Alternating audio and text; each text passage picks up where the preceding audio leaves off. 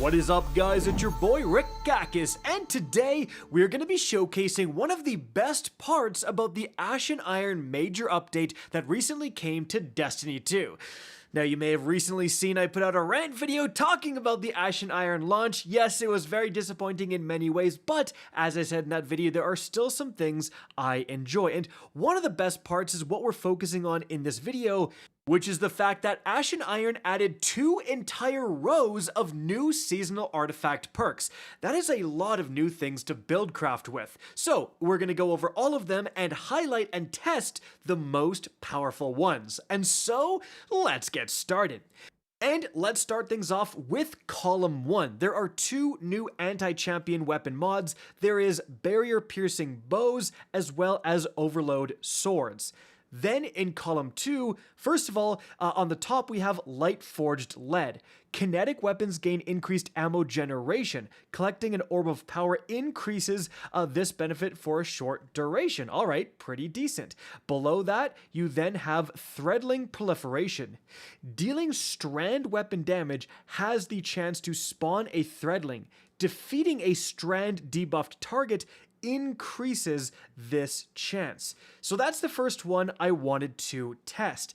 As you can see right here, guys, I am shooting my Mint Retrograde at this target frame, and it takes a lot of rounds before finally we do see that first Threadling spawn.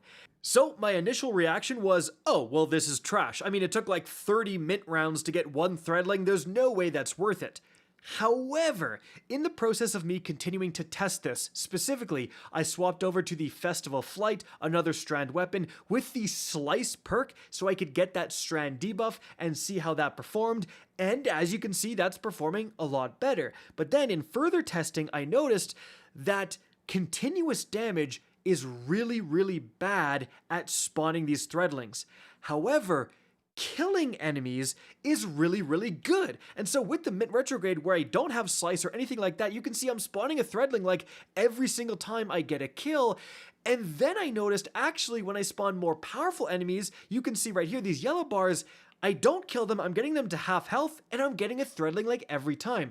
So I think what's happening is that it actually spawns the Threadling based on how much damage you've dealt to the target. So these target dummies, they have infinity health, so it takes forever to spawn a Threadling. But if you're actually killing targets or dealing like halfway 75% damage of a yellow bar, it'll spawn Threadlings. So it turns out this new seasonal artifact perk actually an insanely good way to just gen a bunch of free Threadlings if you're already using a powerful strand weapon like the Mint Retrograde. So you basically get a free hatchling, or even better arguably, for your Mint Retrograde. This is one you absolutely might want to put on.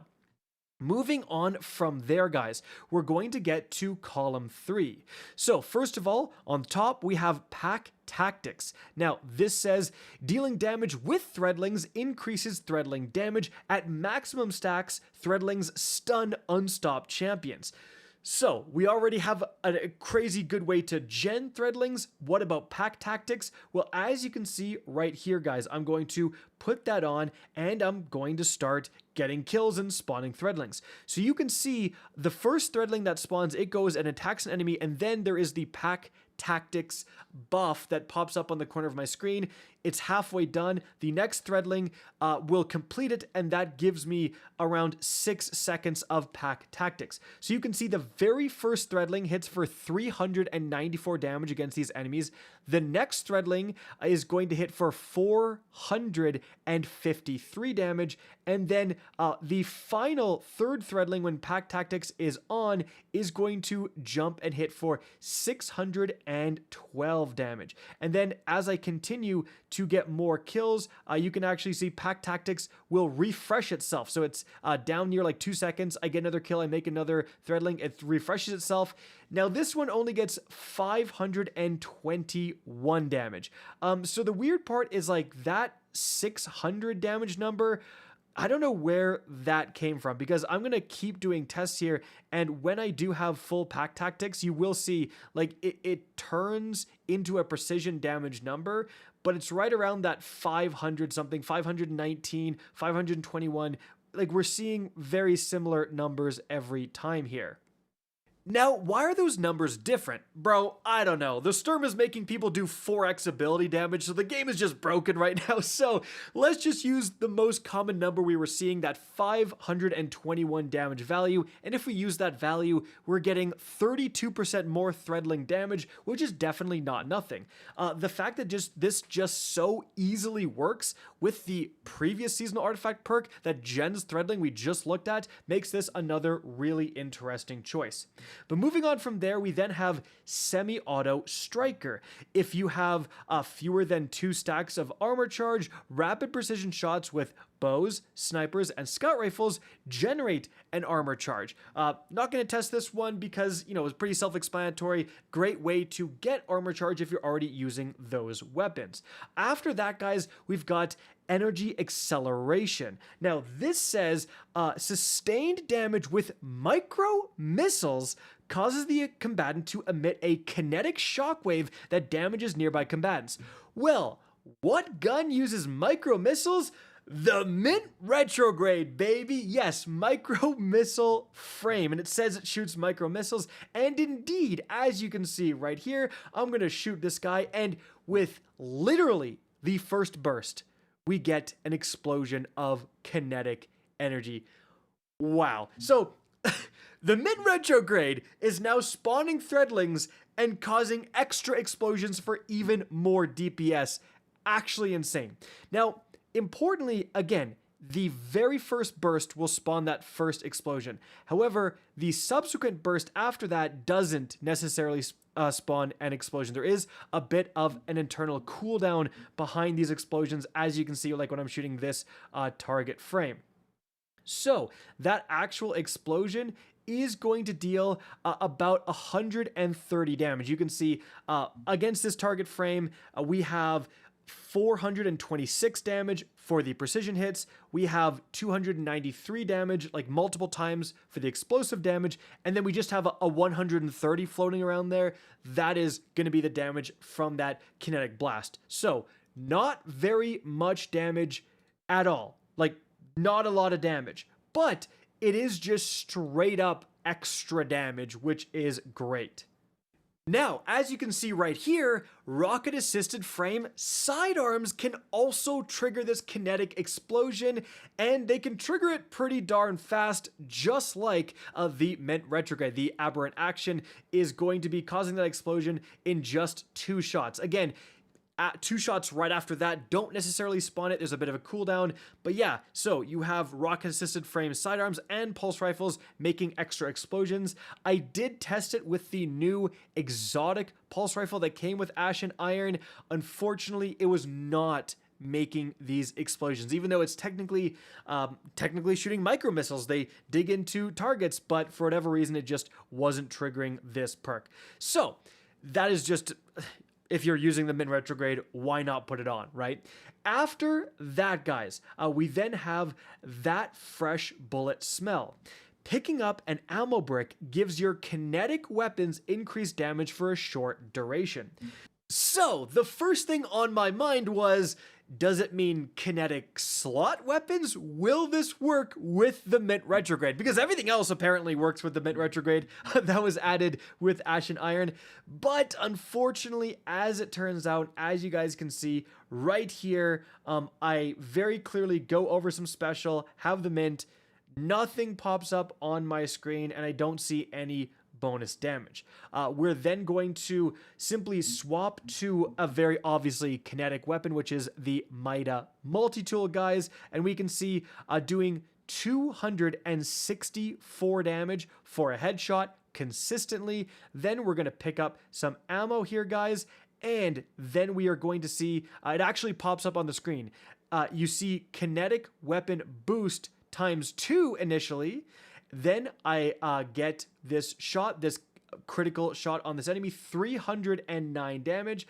Then, if you watch closely, I actually gain heavy ammo. So I walked over a heavy ammo brick, and you will see that boost go to ×3, and now I'm hitting for 322 damage. So I actually went back and tested, hey, how high can I get this boost to? And as you can see right here, I have a bunch of bricks on the ground. I never got it to go above ×3, right? So if we use that ×3 value, that 322 value, that's going to give us a damage boost of around 22%. Now, where I think this is most interesting is specifically the Kinetic heavy weapon, the Microcosm, the exotic heavy trace rifle that is kinetic, right? That is really going to benefit from 20% more damage, right? But any other high DPS kinetic special weapon, shotguns, sniper rifles, etc., again, that could be a pretty saucy one. Now, moving on from there, guys, we have two final perks in the final column, and both of them can do some pretty darn powerful things. So the first one here, guys, is going to be Iron Lord's Vigor. While wielding a sword, you take decreased damage. Rapid final blows grant ammo to the wielder. So let's test those rapid final blows. As you can see, I'm just going around, and after 3 kills, I get 3 sword ammo. Like, just straight up. Now, obviously, you have to be able to kill these enemies in one hit. Once you don't, the ammo gen is not going to be as good. But if you are killing in one hit, yeah, it just means you go infinite with sword ammo, which is pretty darn cool. Now, in terms of the damage resistance, it's a bit harder to tell. You can see some kind of preliminary basic tests I did right here. You know, how long does it take me to die while holding a sword versus not holding a sword? I do seem to die quicker, but unfortunately there's no like resist times whatever that shows up on your screen while you are taking this damage, so it's hard to tell. But regardless, if you are using a sword, this just seems like a no-brainer you're going to put on no matter what. Now, the last new seasonal artifact perk to talk about is Argent Quiver, which says reloading a bow consumes 1 stack of armor charge, granting increased damage and reload speed for your next 3 shots or until you stow your bow.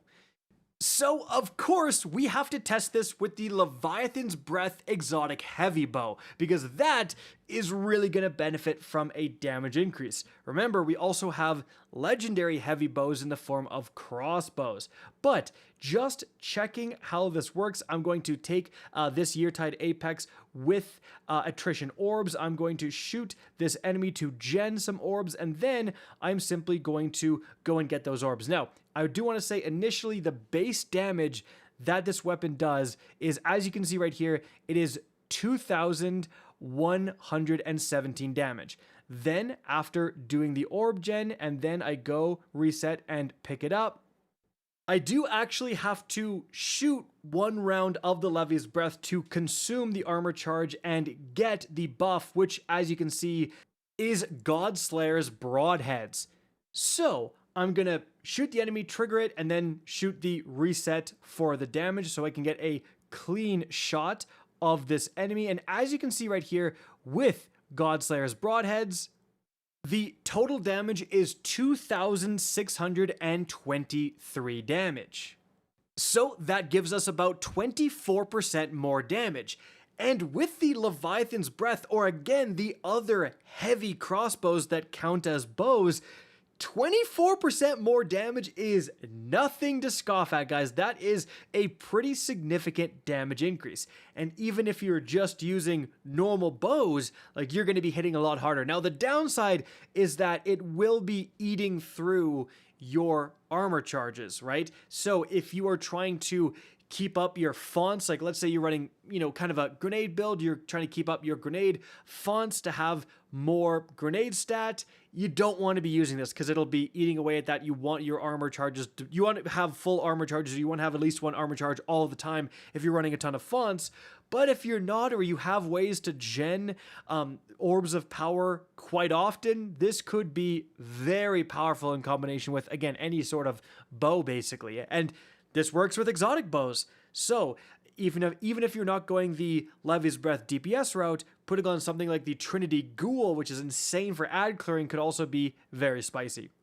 And so guys, there you have it. Those are all of the new seasonal artifact perks added to Destiny 2 within Ashen Iron. Guys, I hope you enjoyed the video and found this informative. If you did, please remember to help me out by simply rating and especially sharing this video. If you guys want to see more Destiny 2 content similar to this, don't be afraid to slap that subscribe button. If you want to get in touch with me and keep up to date with the latest channel activity, the best way is to follow me on Twitter at RickCacus, that is linked in the description down below. Again, I hope you enjoyed the video, and as always, have a good day.